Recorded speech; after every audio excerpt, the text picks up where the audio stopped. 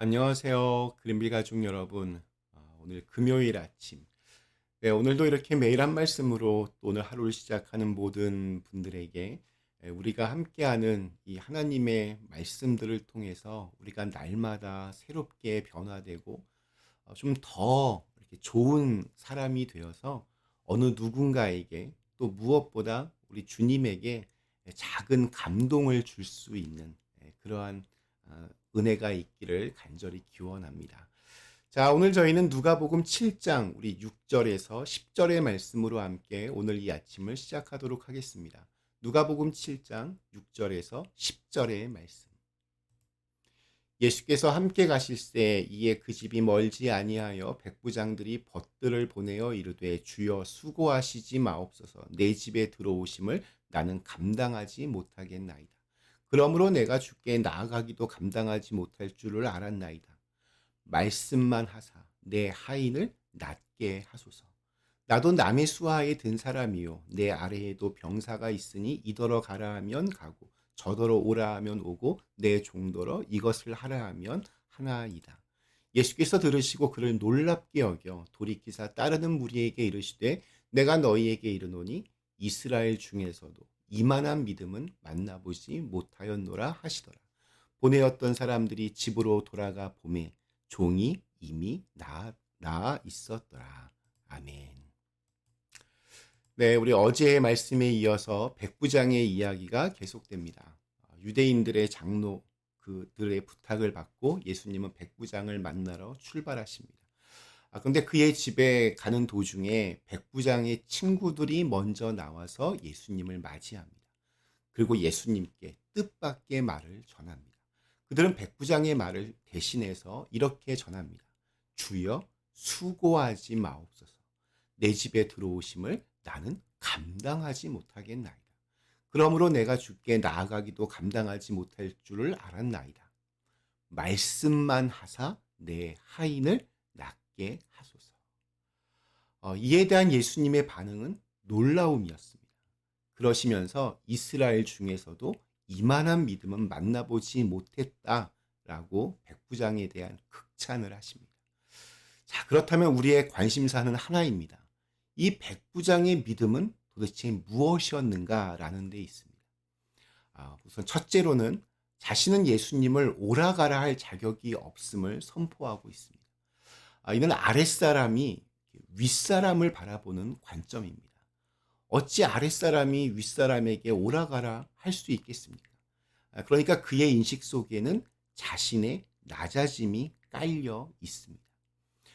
특별히 이 로마의 백부장이라고 하는 위치를 생각할 때 더 나아가서 예수님의 사회적 신분이 좀 약간 천한 계급에 속했다는 것을 우리가 감안하면 이건 정말 있을 수가 없는 일입니다.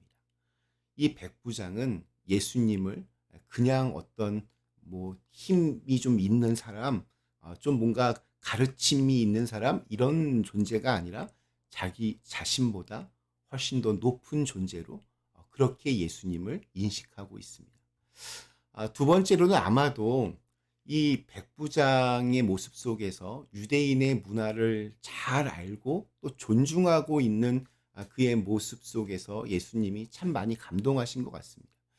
유대인의 문화 가운데 이방인의 집에 들어가는 것에 대한 금기가 있음을 알았기 때문에 이 백부장은 예수님의 방문을 막아선 것입니다. 그러니까 괜히 자기 집에 예수님 오셨다가 괜히 또 트집 잡히지는 않을까? 이 백부장은 먼저 자기가 그것을 이렇게 고려해서 이렇게 말을 합니다. 그의 깊은 이 배려는 우리의 상상 이상입니다. 이걸 볼 때 믿음의 사람은 무례하지 않다라는 것을 다시 한번 생각해 보게 됩니다. 셋째는 겸손의 완성은 순종입니다. 내가 아무리 자신을 낮추고 주님 앞에 엎드려도 주님의 말씀에 순종하고 따르지 않는다면 우리의 겸손은 그저 생색내기에 불과할 것입니다. 그래서 예배라고 하는 것은 자기를 낮추고 또 주님을 높이는 경배, 공경할 경 엎드릴 배가 되는 것입니다. 나를 낮추는 것은 주님의 말씀을 있는 그대로 받아들이겠다는 뜻입니다. 말씀만 하시면 내 하인이 나을 것입니다. 그는 군인입니다. 군대의 명령 체계에 근거하면 주님이 나의 상관이시며 상관이신 주님이 굳이 오실 필요도 없이 그냥 명령만 해도 된다라고 그렇게 말하고 있습니다. 말만 하셔도 그렇게 됩니다. 강력한 순종의 의지를 표현하고 있습니다. 예수님은 이 백부장에 대하여 놀라워해 하십니다.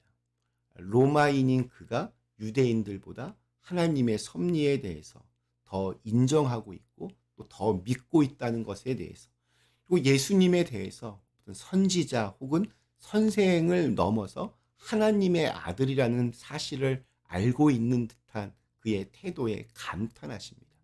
그래서 이스라엘 중에서도 이만한 믿음은 만나보지 못했다라는 그런 극찬이 이어집니다. 자, 지금까지 예수님께서 만난 이들은 대부분 예수님의 지지자들이었습니다. 아침부터 예수님을 따라다녔고, 자기가 뭔가의 필요에 의해서든 어떤 마음에 따라서든 주님을 만나고자 애쓰는 이들이었습니다. 그런데 그들에게서조차 백부장과 같은 모습을 본 적이 없으셨던 겁니다. 이 부분이 참 저는 의미심장하게 다가왔습니다. 우리 누가복음 6장의 마지막 부분을 묵상하면서 예수님께서 무리들을 책망하시는 장면을 우리는 기억합니다. 왜 주여 주여 하면서도 내가 말하는 것은 행하지 않느냐 탄식하던 주님의 음성이 아직도 생생합니다. 그리고 곧장 이어지는 이야기가 바로 이 백부장의 이야기입니다. 마치 이제는 믿을 때도 되었는데, 이제는 변할 때도 되었는데, 이제는 말씀대로 살 때도 되었는데, 그런데도 말씀대로 살아 자신을 반석 위에 지은 집처럼 만들 생각은 하지 않고 그냥 흙 위에 모래 위에 집을 세우고는 비바람을 좀 막아달라고, 홍수를 막아달라고만 외치는 이들을 보면서 어쩌면 예수님께서 한숨을 지으셨는지도 모르겠습니다. 이스라엘 중에서도, 그러니까 지금 주님의 제자라고 그리스도인이라고 교인이라고 여기는 사람들 가운데 이런 말과 똑같습니다. 나를 따른다고 하는 사람들 중에서, 나를 믿는다고 하는 사람들 중에서, 나에게 기도하는 사람들 중에서 이만한 믿음을 본 적이 없다. 꼭 이렇게 말씀하시는 것만 같았습니다. 아마도 이 부분, 그러니까 백부장을 대하는 예수님의 이 말씀, 유대인들 가운데서 이런 믿음을 본 적이 없다고 하신 말씀으로 인해서 예수님은 더더욱 유대인들, 특별히 종교 지도자들에게 미움을 받으셨음이 틀림없습니다. 왜냐하면 자신들을 이방인보다 못하다고 지금 예수님이 말씀하시기 때문입니다. 무엇보다 믿음에 있어서만큼은 자신 있다고 여겼던 그들의 어떤 그 자신감에 뭔가 상처를 주는 말처럼 그렇게 들렸을 것입니다. 저에게도 비슷하게 들렸습니다. 그렇게 오래 예수를 믿었는데, 그렇게 오래도록 목사를 하고 있는데, 그렇게 오래도록 충성한다고 했는데, 그러나 여전히 주님을 잘 모르고 그분의 선하신 계획을 정말 제대로 믿지 못하고 전전긍긍하는 제 자신을 돌아볼 수 있었습니다.